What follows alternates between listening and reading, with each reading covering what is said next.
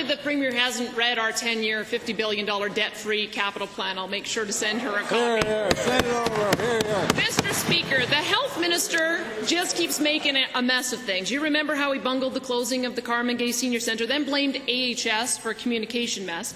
And then, of course, he claims that the health expense scandal is all in the past, but it's clear that the lavish spending continues. He's botched the negotiations with the doctors, created issues with rural ambulance service, and now there are medevac concerns in Alberta's north. Now, I know the Premier issued a statement today trying to reassure people, but we're not convinced. What's the plan? Mr. Speaker, let's remember that medevac is used for two purposes.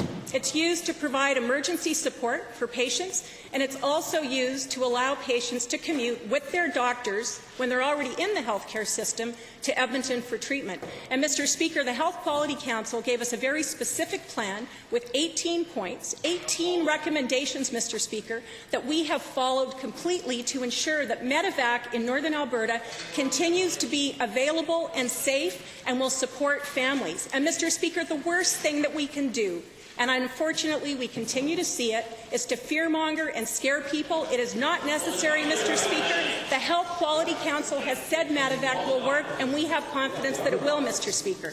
Honourable Leader.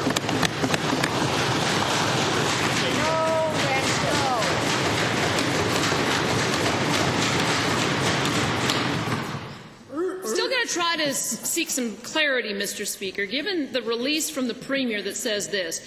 Government of Alberta aircraft will begin flying out of the Edmonton International Airport on March 15th.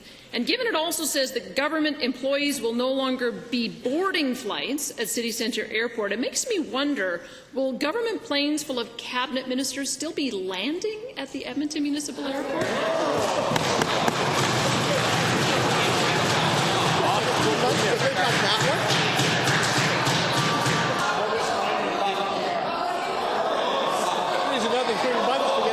Honourable members, the Premier has the floor. No. No. Honourable Leader.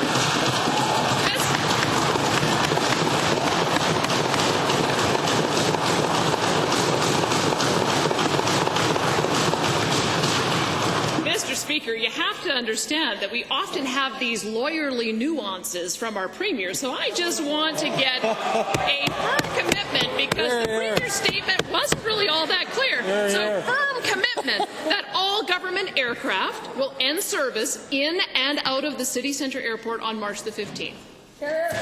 Honourable Premier.